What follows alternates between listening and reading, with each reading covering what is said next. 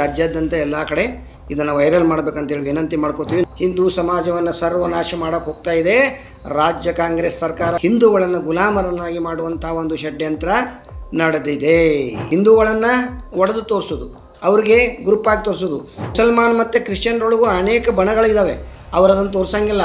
ಒಟ್ಟು ಮುಸಲ್ಮಾನರ ಸಂಖ್ಯೆ, ಒಟ್ಟು ಕ್ರಿಶ್ಚಿಯನ್ರ ಸಂಖ್ಯೆ. ಅಕ್ಕಗೆ ಬಸ್ ಫ್ರೀ ಮಾಡಿದ್ರು, ಮಾವು 40% ಬಸ್ ಚಾರ್ಜ್ ಜಾಸ್ತಿ ಮಾಡಿದ್ರು. ಕಾಂಗ್ರೆಸ್ಸಿನ ಯೋಗ್ಯತೆಗೆ ತಕ್ಕಂತ 420 crore ರೂಪೀಸ್ ತೆಗೆದಿಟ್ಟಾರ.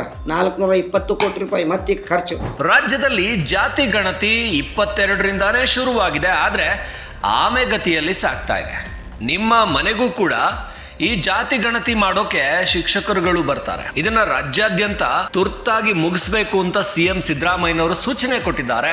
ಆದ್ರೆ ಇದು ನಿಧಾನಕ್ಕೆ ಆಮೆಗತಿಯಲ್ಲಿ ಸಾಗ್ತಾ ಇದೆ. ಈಗ ಇದರ ಬಗ್ಗೆ ನರೇಂದ್ರ ಮೋದಿ ಅಭಿಮಾನಿಗಳು ವಿರೋಧ ವ್ಯಕ್ತಪಡಿಸ್ತಾ ಇದ್ದಾರೆ.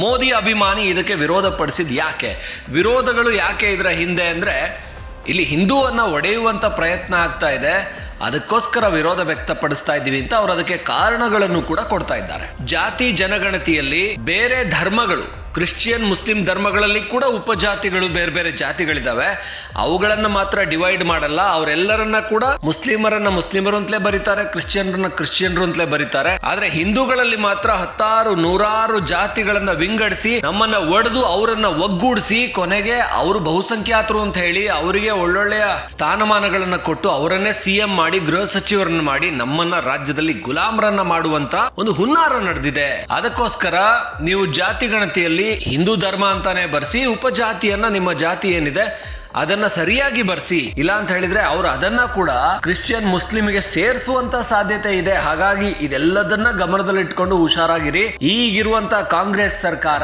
ಇದನ್ನ, ಈ ಜಾತಿ ಗಣತಿ, ಜಾತಿ ಸಮೀಕ್ಷೆ, ಏನು ಆರ್ಥಿಕ ಸಾಮಾಜಿಕ ಶೈಕ್ಷಣಿಕ ಸಮೀಕ್ಷೆ ಅಂತಾರೆ, ಇದನ್ನ ಕೇಂದ್ರಕ್ಕೆ ಕಳಿಸ್ತಾರೆ. ಕೇಂದ್ರದಿಂದ ಇದು ಬಿಜೆಪಿ ಸರ್ಕಾರ ಇರೋದ್ರಿಂದ ಇದು ರಿಜೆಕ್ಟ್ ಆದ್ರೆ ನೋಡಿ ಕೇಂದ್ರ ಸರ್ಕಾರ ಹೆಂಗಿದೆ, ಇವರು ಮುಸ್ಲಿಮರು ಕ್ರಿಶ್ಚಿಯನ್ರಿಗೆ ಯಾವುದೇ ರೀತಿಯ ಸೌಲಭ್ಯ ಕೊಡೋದಿಲ್ಲ, ಅವರನ್ನ ಒಪ್ಪೋದಿಲ್ಲ, ಅವರು ಬಹುಸಂಖ್ಯಾತರು ಅಂದ್ರೆ ಬಿಜೆಪಿ ಒಪ್ಪೋದಿಕ್ಕೆ ರೆಡಿ ಇಲ್ಲ ಅಂತ ಹೇಳಿ ಅಲ್ಲಿಂದ ಮತ್ತೆ ಕ್ರಿಶ್ಚಿಯನ್ ಮುಸ್ಲಿಂ ವೋಟ್ಗಳನ್ನ ಕನ್ಸಾಲಿಡೇಟ್ ಮಾಡೋದಕ್ಕೋಸ್ಕರ ಈ ಒಂದು ಡ್ರಾಮಾವನ್ನ ತೆಗೆದಿದ್ದಾರೆ. ಈಗಾಗಲೇ 200 ಕೋಟಿಗಿಂತ ಹೆಚ್ಚು ಖರ್ಚಾಗಿದೆ. 2 ಸಾರಿ ಈ ಗಣತಿಯನ್ನ ಮಾಡಿ ಮತ್ತೊಂದ್ ಸಾರಿ 420 ಕೋಟಿ ಖರ್ಚು ಮಾಡ್ತಾ ಇದ್ದಾರೆ. ಇದು ಕಾಂಗ್ರೆಸ್ ಸರ್ಕಾರದ ಕಿತಾಪತಿ. ಹಾಗಾಗಿ ನೀವು ಇದಕ್ಕೆ ಯಾವುದೇ ಕಾರಣಕ್ಕೂ ಬಲಿಯಾಗಬೇಡಿ ಅಂತ ಮೋದಿ ಅಭಿಮಾನಿಯೊಬ್ರು ಎಲ್ರಿಗೂ ಸಂದೇಶ ಕೊಟ್ಟು ಇದನ್ನ ಎಲ್ಲ ಕಡೆ ಶೇರ್ ಮಾಡಿ ಅಂತ ಹೇಳಿದ್ದಾರೆ. ಈ ವಿಡಿಯೋ ಈಗ ಎಲ್ಲೆಡೆ ವೈರಲ್ ಆಗ್ತಾ ಇದೆ. ರಾಜ್ಯದ ಎಲ್ಲ ಹಿಂದೂ ಬಂಧು ಬಾಂಧವರಿಗೆ ಮೋದಿಜಿ ಅಭಿಮಾನಿಗಳಿಂದ ನಮಸ್ಕಾರ. ಜೊತೆಗೆ ಒಂದು ವಿಶೇಷ ಸಂದೇಶವನ್ನು ಕಳಿಸ್ತಾ ಇದ್ದೇವೆ ಸ್ನೇಹಿತರೆ. ಎಲ್ಲರೂ ವಿಡಿಯೋ ನೋಡಿ ರಾಜ್ಯಾದ್ಯಂತ ಎಲ್ಲ ಕಡೆ ಇದನ್ನು ವೈರಲ್ ಮಾಡಬೇಕಂತೇಳಿ ವಿನಂತಿ ಮಾಡ್ಕೋತೀವಿ. ಈ ಜಾತಿ ಜನಗಣತಿಯ ಹಿಂದೆ ದೊಡ್ಡ ಷಡ್ಯಂತ್ರ, ದೊಡ್ಡ ದುರಂತ ನಡೆದಿದೆ.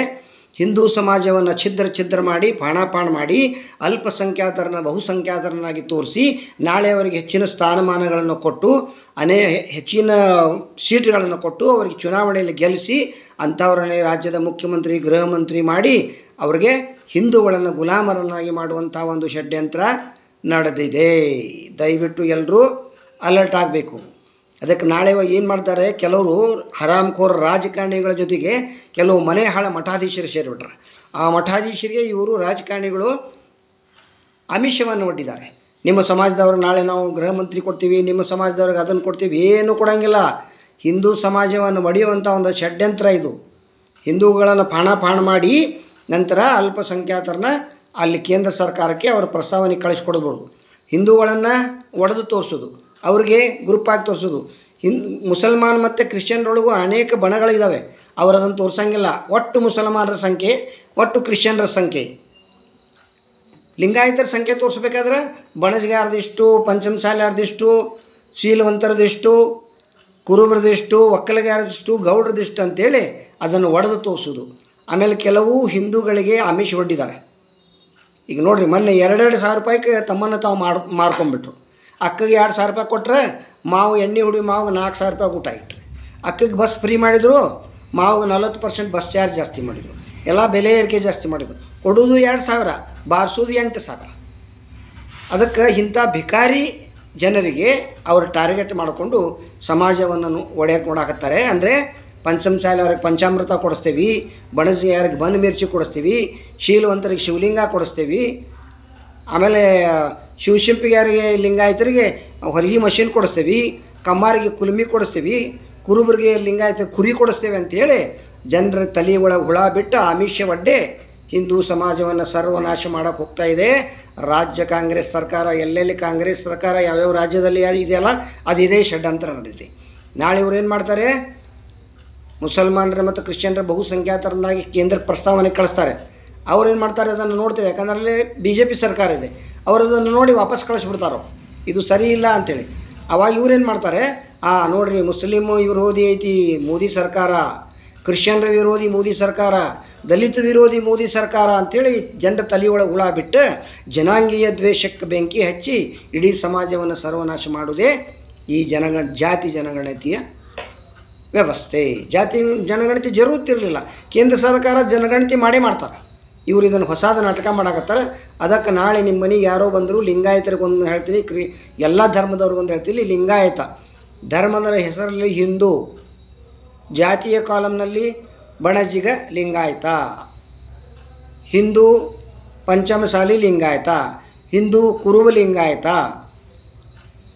ಹಿಂದೂ ಆದಿ ಬಣಜಿಗ ಲಿಂಗಾಯತ, ಹಿಂದೂ ಕಮ್ಮಾರ್ ಲಿಂಗಾಯತ, ಈ ಥರ ಅದರೊಳಗೆ ಬರೆಸ್ಬೇಕು. ಬ್ರಾಹ್ಮಣರು ಅಷ್ಟೇ, ಹಿಂದೂ ವೈಷ್ಣವ ಬ್ರಾಹ್ಮಣ, ಹಿಂದೂ ಬ್ರಾಹ್ಮಣ ಅದರಲ್ಲಿ ಯಾವ್ಯಾವ ಪಂಗಡಗಳದಾವೆ ನೋಡ್ರಿ, ಆಚಾರ್ಯ ಅಂತ ಬರ್ತೈತಿ, ವೈಷ್ಣವ ಅನ್ನೋದು ಬರ್ತಾರೆ. ಈ ಥರ ಎಲ್ಲ ಸಪ್ರೇಟ್ ಆಗಿ ಹಿಂದೂ ಶಬ್ದ ಮಾತ್ರ ಅಲ್ಲೇ ಹೋಗಬಾರ್ದು. ಧರ್ಮದೊಳಗೆ ಹಿಂದೂನೇ ಇರಬೇಕು. ಜಾತಿ ಕಾಲಮ್ನೊಳಗೆ ನಿಮ್ಮ ಒಳಪಂಗಡಗಳ ಹೆಸರನ್ನು ಬರೆಸಿ. ಇಲ್ಲಾಂತಂದರೆ ಬಟೆಂಗೆ ತೋಕಟೆಂಗೆ. ನಾಳೆ ಅವ್ರಿಗೆ ಮುಖ್ಯಮಂತ್ರಿಯನ್ನು ಮಾಡಿ ಅವ್ರಿಗೆ ಗೃಹ ಮಂತ್ರಿ ಸ್ಥಾನಗಳನ್ನು ಕೊಟ್ಟು ನಮ್ಮನ್ನು ಗುಲಾಮರನ್ನಾಗಿ ಮಾಡೋದೇ ಇದೊಂದು ಷಡ್ಯಂತ್ರ ನಡೆದಿದೆ. ಆಮೇಲೆ ನಿಮ್ಮ ಮನೆಗೆ ನಾಳೆ ಯಾರೋ ಬರಲಿ, ಅವರು ಒಂದು ಶಿಕ್ಷಣ ಇಲಾಖೆಯವರು ಬರ್ತಾರೆ ಅಥವಾ ಕಂದಾಯ ಇಲಾಖೆಯವರು ಬರ್ತಾರೆ, ಇಲ್ಲಾಂದರೆ ಕಾಂಚಿ ಪಿಂಚಿ SLC ಫೇಲ್ ಆಗಿ PUC ಫೇಲ್ ಆಗಿ ಫಾಲ್ತು ಅಡ್ಡಾಡ್ತಾರಲ್ಲ ಅವ್ರಿಗೂ ಡೈಲಿ ವೇಜಸ್ ಕೊಟ್ಟೆ ಜನಗಣತಿ ಕಳ್ಸಾಕತ್ತಾರೆ. ಹೋದ ಸಲ ನಮ್ಮ ಮನೆಗೆ 3 ತಿಂಗಳಿಂದ 4 ಜನ ಬಂದಿದ್ದರು. ಒಂದು ಪ್ರಶ್ನೆ ಕೇಳಿದ್ರು, ಸರ್ ನಿಮ್ಮ ಜಾತಿ ಯಾವುದು? ಲಿಂಗಾಯತ. ಹೊಂಟು ಬಿಟ್ಟರು, ಕರೆದೇನೋ ಅವ್ರಿಗೆ ಬರಲಿಲ್ಲ ಅಂತೇಳಿ. ಏನು ಮಾಡಾಕತ್ತೀರಿ ನೀವು ಅಂತ ಕೇಳಿದೆ. ಇಲ್ಲ ಇದು ಮತ್ತು ನಾ ಹೆಂಗೆ ತೊಗೊಂಡ್ರಿ? ನಾನು ಲಿಂಗಾಯತ ಅಂತ ಹೇಳಿದೆ. ಎದ್ರಾಗ ಬರ್ಕೊಂಡ್ರಿ? ಏನು ಪೇಪರ್ ಇಲ್ಲ, ಪೆನ್ ಇಲ್ಲ? ಇಲ್ಲ ಸರ್, ಮೊಬೈಲ್ ಒಳಗೆ ಆ್ಯಪ್ ಡೌನ್ಲೋಡ್ ಮಾಡ್ಕೊಂಡು. ನನಗೆ ಹೆಂಗೆ ಗೊತ್ತಾಗಬೇಕು ನೀವು ಡೌನ್ಲೋಡ್ ಮಾಡ್ಕೊಂಡಿದ್ದು? ನನ್ನ ಮನೆಯೊಳಗೆ ಎಷ್ಟು ಜನ ಆಧಾರ ಅಂದ್ರೆ ಎಲ್ಲಿ ಬರ್ಕೊಂಡ್ರಿ ನೀವು? ಎಲ್ಲಿ ಇನ್ನು 2 ತಿಂಗಳ ಬಿಟ್ಟು ಮತ್ತೊಂದು ಸಲ ಬರ್ತೇವೆ ರೀ. ಅಂದರೆ ಮತ್ತೊಂದು ಸಲ ಬರೋದಂದ್ರೆ ಹೋದ ಸಲ ಆಗಲೇ 220-30 ಕೋಟಿ ರೂಪಾಯಿ ನುಂಗಿ ನೀರು ಕುಡ್ದಾರೆ. ಈಗ ಮತ್ತೆ ಕಾಂಗ್ರೆಸ್ಸಿನ ಯೋಗ್ಯತೆಗೆ ತಕ್ಕಂಥ 420 crore rupees ತೆಗೆದಿಟ್ಟಾರ, 420 ಕೋಟಿ ರೂಪಾಯಿ. ಮತ್ತು ಈಗ ಖರ್ಚು ಕರದಾತರ ದುಡ್ಡನ್ನು ತಮ್ಮ ಹಲಾಲ್ ಟೋಪಿ ಕೆಲಸಕ್ಕೆ ಯೋಜನೆ ಮಾಡಾಕತ್ತಾರೆ. ದಯವಿಟ್ಟು ಎಲ್ಲರೂ ಜಾಗೃತರಾಗ್ರಿ. ಆಮೇಲೆ ಕ್ಷತ್ರಿಯರು ಅಷ್ಟೇ, ಹಿಂದೂ ಕ್ಷತ್ರಿಯ, ಹಿಂದೂ ಮರಾಠ, ಹಿಂದೂ ಸೊಕ್ಕಳಸಾಳಿ, ಹಿಂದೂ ಸಾವಜಿ ಸಮಾಜ ಈ ಥರ ಬರೆಸ್ಬೇಕಲ್ಲಿ. ಇಲ್ಲ ಅಂತಂತಂದರೆ ನಿಮ್ಮನ್ನು ಅವರು ಮಂಗ್ಯಾನ ಮಾಡಿ ಅವ್ರನ್ನ ತಂದು ಮ್ಯಾಲೆ ಕುಂದ್ರಿಸಿ ನಿಮ್ಮನ್ನೆಲ್ಲರನ್ನೂ ಹಿಂದೂಗಳನ್ನು ಗುಲಾಮರನ್ನಾಗಿ ಮಾಡಿ ಕಸ ಹೊಡ್ಯಾಕಸ್ತಾರೆ. Be careful. ಇನ್ನೂ ಅನೇಕ ಮಾಹಿತಿಗಳಿದಾವೆ, ಮುಂದಿನ ದಿನಗಳಲ್ಲಿ ಕೊಡ್ತೀವಿ. ಈಗ ನಾಳೆ ಬಂದ ಕೂಡಲೇ ಅವ್ರಿಗೆ ಪ್ರತಿಯೊಂದು ಪ್ರಶ್ನೆ ಕೇಳ್ರಿ, ಅವ್ರದ್ದು ಫೋನ್ ನಂಬರ್ ಇಸ್ಕೊಳ್ರಿ, ಅವ್ರು ನಿಮ್ಗೆ ಸರಿಯಾಗಿ ಎಂಟ್ರಿ ಮಾಡ್ಕೊಂಡಾರಿಲ್ಲೋ, ನಿಮ್ಮ ಜಾತಿ ಧರ್ಮ ಗಿರ್ಮ ಎಲ್ಲ ಅದನ್ನು ನೋಡಿರಿ. ಮೊಬೈಲ್ ಆ್ಯಪ್ ಇದ್ರೂ ನೋಡಿರಿ, ಅವ್ರು ಕೇಳ್ರಿ, ಅದೊಂದು ಕಾಪಿ ನಮ್ಗೆ ಕಳಿಸಂತ ಹೇಳ್ರಿ, ನಮ್ಮ ವಾಟ್ಸಪ್ಪಿನ ನಂಬರ್ಗೆ ಅದನ್ನು ಸೆಂಡ್ ಮಾಡಂತ ಹೇಳ್ರಿ. ಅವ್ರು ಮಾಡಲಿಲ್ಲ ಅಂದರೆ ಬಿಡಕ್ಕೆ ಹೋಗ್ಬೇಡ್ರಿ. ಅವ್ರಿಗೆ ಸರಿಯಾದ ಮಾಹಿತಿ ಕೊಡಬೇಕು. ಆಮೇಲೆ ಅವರು ಸರಿಯಾಗಿ ಬರ್ಕೊಳ್ಬೇಕು. ಅವ್ರು ಏನು ಅನ್ನೋದು ನಿಮಗೆ ತಿಳಿಸ್ಬೇಕು. 10 ಪ್ರಶ್ನೆ ಕೇಳಿದ್ರು ಅವ್ರು ನಿಮಗೆ ಉತ್ತರ ಕೊಡಬೇಕು. ಅವ್ರು ಹೇಳ್ದಂಗೆ ನೀವು ಕೇಳೋಂಗಿಲ್ಲ, ನೀವು ಹೇಳ್ದಂಗೆ ಅವ್ರು ಕೇಳಬೇಕು. ಇಷ್ಟು ಹೇಳಿ ವಿಡಿಯೋ ಸಮಾಪ್ತಿ ಮಾಡ್ತಿದ್ದೇನೆ. ಜೈ ಶ್ರೀರಾಮ್, ಜೈ ನರೇಂದ್ರ ಮೋದಿ.